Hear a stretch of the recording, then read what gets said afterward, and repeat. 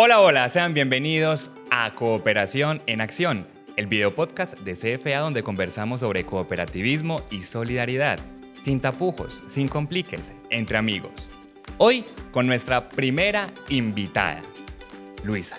Luisa es promotora social de nuestra entidad y hoy nuestro corazón palpita con toda la emoción. Y me dan como ganitas de cantar una canción bien bonita. Voy a cantarles un pedacito así como para que entremos en confianza. Cuando el amor llega así de esa manera, uno no se da ni cuenta.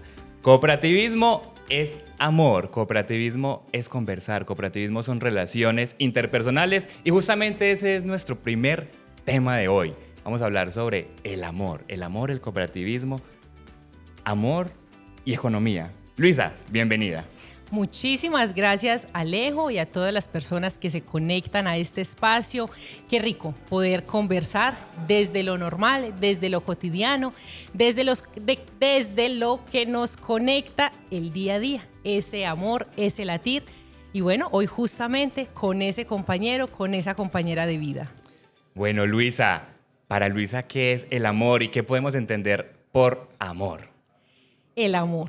Dios mío bendito. Cuando el amor llega así de esa manera, uno no se da ni cuenta y efectivamente no nos damos ni cuenta porque cruzamos miradas, nos respiran esas maripositas, nos brincan, nos saltan esas maripositas en el estómago y no nos damos cuenta. Cuando menos pensamos, estamos con el otro, estamos enamorados y el amor entonces lo podríamos definir como ese sentimiento y ese sentimiento que tristemente estaría casi que obligado y condenado a trasladarse en el tiempo y a fracasar, por así llamarlo, porque tiene casi que un tiempo de caducidad.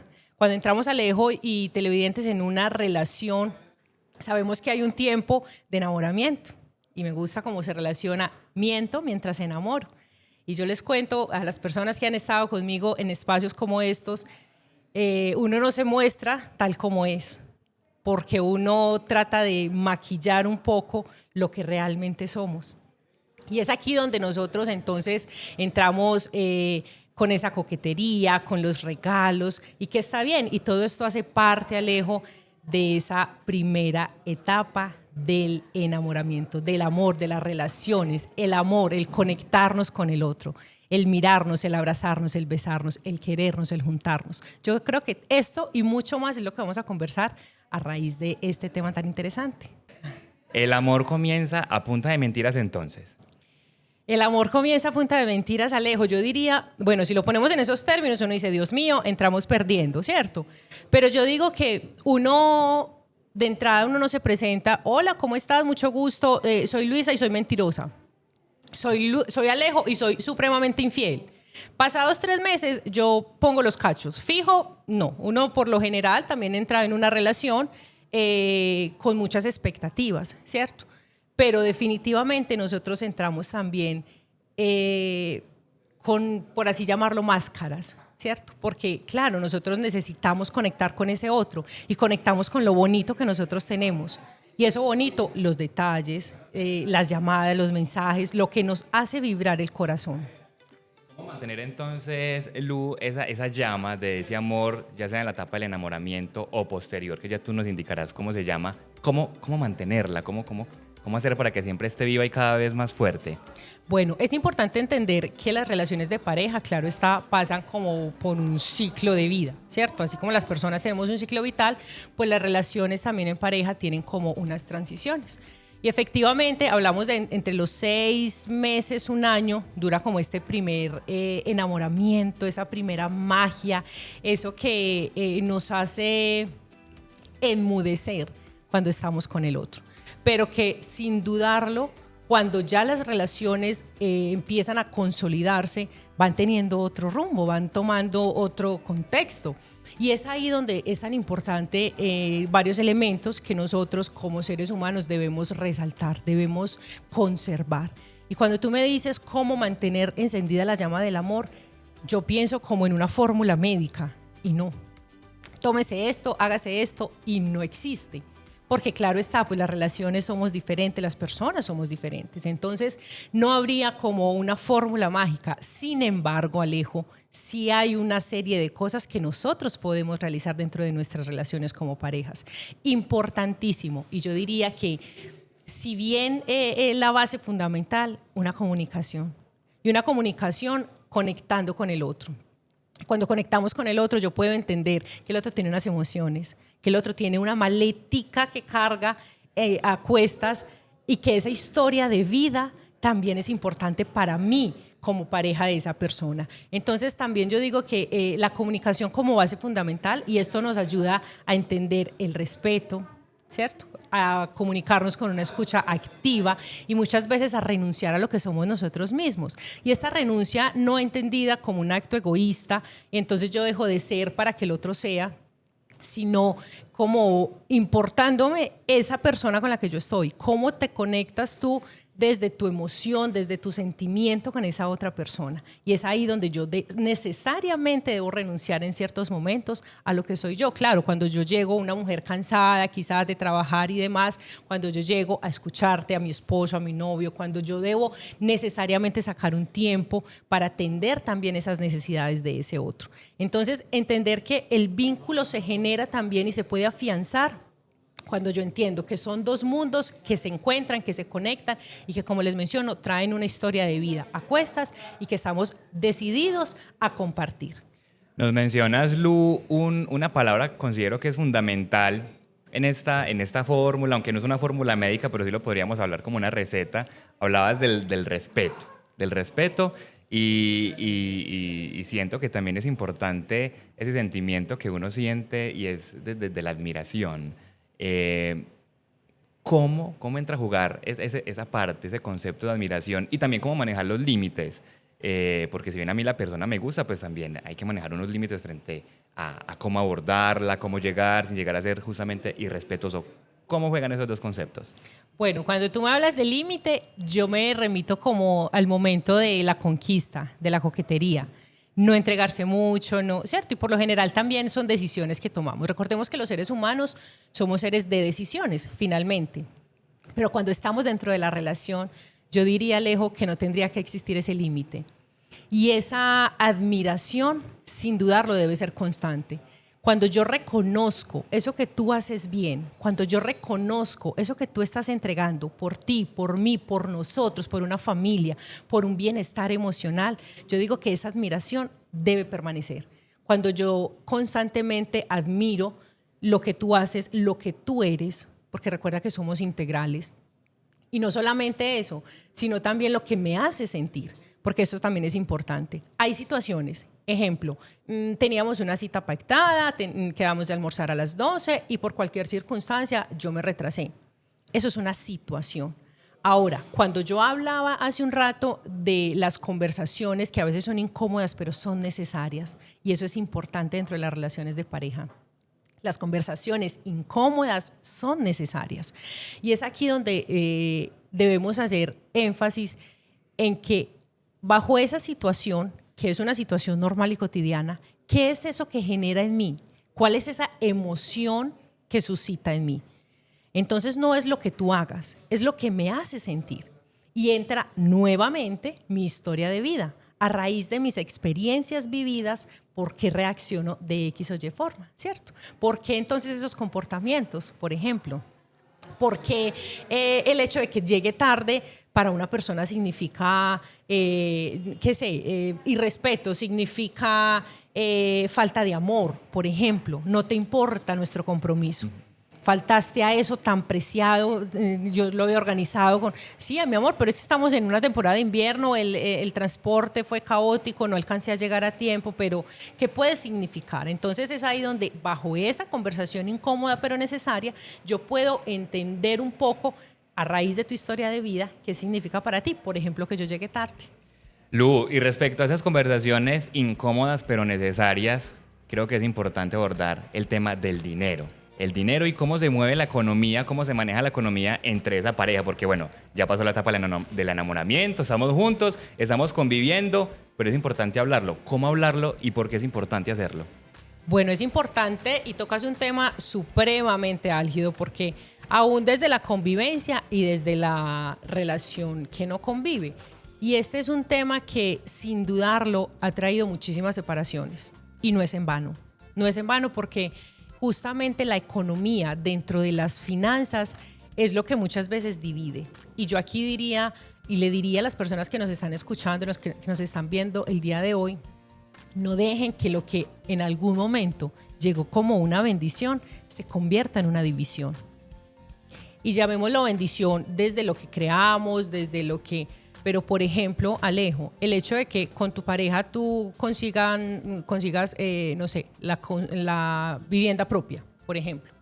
Y a raíz del pago de esas cuotas, de esa obligación, de todo esto, entran una serie de discusiones y entran una serie de dificultades que ya eso pasa a segundo plano. Lo que se volvió en su momento nuestro proyecto de vida termina siendo casi lo que nos está separando ahorita. Porque empezamos, y claro, la comunicación nuevamente entra a jugar y es cuando nosotros tenemos que buscar espacios adecuados, asertivos, para poder conectarnos con el otro, para poder hablar temas, por ejemplo, financieros, que no son fáciles de abordar. Pero tranquilos, tampoco es imposible. Claro está, bajo la madurez que va también formando las parejas y que van avanzando. Pero sí es un tema, Alejo, realmente complejo, y yo diría... Siéntense en espacios, propicien espacios justamente que les ayuden a ustedes a abordar temas, y sobre todo cuando hay uno que provee y otro que cuida del hogar, que esto a veces es no remunerado, pero que también es un trabajo y que en la actualidad, por ejemplo, se puede hacer bajo cualquiera de los dos papeles. El hombre o la mujer tranquilamente puede desempeñarse como ama o amo de casa. Entonces, ¿qué pasa cuando es uno el que devenga más que el otro? ¿Qué pasa entonces cuando socialmente hablando, pues la mujer está destinada a estar dentro del hogar y las tareas del hogar? Pero ¿qué pasa cuando eso se invierte? Entonces, todas estas preguntas y todo esto es válido que ustedes lo puedan realizar, es válido que ustedes se sienten como pareja y ustedes puedan abordarlo. Ojo, hay expertos que nos sugieren tus finanzas, mis finanzas y nuestras finanzas, que podamos tener como unos depósitos en conjunto, ¿cierto? Porque es importante... Claro está que tú también tengas, por ejemplo, tu libertad financiera, que tú tengas esa decisión financiera. A quienes, por ejemplo, le ayudan a sus padres económicamente, sus familiares, a quienes tienen hijos por fuera de las relaciones. Entonces, claro está, de esos recursos hay que destinar también para suplir esas necesidades. ¿Cómo lograr entonces, Lu, ese equilibrio? Hablando en términos de la economía dentro de la pareja, que no se vaya a prestar además para que ese vínculo que en su momento los unió no desfallezca. Bueno, es importante el equilibrio. Yo diría, Alejo, es muy importante la comunicación. Y me disculpan que sea tan reiterativa. La comunicación enlazada con el amor. Porque cuando yo realmente te amo, yo te puedo comprender. Claro, yo no comprendo entonces que tú dejes de pagar los servicios públicos porque te compraste unos tenis, por ejemplo. Pero el amor, entonces yo te amo y no importa, con el amor pues suplimos las necesidades. No. Pero yo sí puedo entenderte y puedo acompañarte dentro de esas decisiones, puedo ayudarte y puedo orientarte.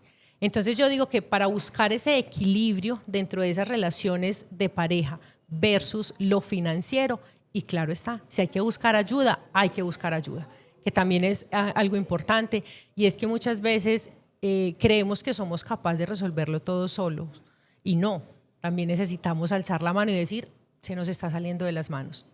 Y es más fácil buscar a tiempo ayuda que de pronto llegar al divorcio, llegar al fracaso. Y más cuando pues obviamente hay un proyecto. Y yo digo, uno se casa o uno emprende una relación de pareja, no con la finalidad de, uno no le pone tiempo de caducidad y dice, bueno, en 3 meses, esto va, 3 meses, 2 días, ya estamos dando por terminada nuestra relación. No, uno emprende una relación y pues claro está, esperaría que perdure en el tiempo, pero que esas situaciones, esas circunstancias, pues no sean como las que generen justamente esa ruptura. Y pues es necesario, claro está, pedir ayuda cuando así sea necesario. Hay un término con el que al que nos venimos refiriendo desde que comenzamos, es la llama del amor. Y yo no quiero ser aquí aguafiestas, Pero hay escenarios complejos y un escenario dentro del entorno de la pareja es el tema de la deuda. La pareja y la economía es el tema de la deuda. ¿Cómo hacer o cómo reaccionar o cómo manejar el tema de que en determinado momento haya problemas de deudas entre una o la otra persona y eso no vaya a interferir con esa llama del amor que está a flor de piel, que no vaya a disminuir? ¿Cómo manejarlo? ¿Qué hacer? Alejo, mira, justamente con ese tema de las deudas es cuando nosotros no podemos concertar en proyectos de vida. Se los acabo de mencionar. Yo emprendo una relación y yo arranco un camino con esa persona. Y cuando yo empiezo entonces a tener objetivos diferentes, cuando yo empiezo a tener prioridades por fuera de mi relación y prioridades que me demandan economía, entonces, claro, obviamente empieza como la división y la ruptura dentro de la relación.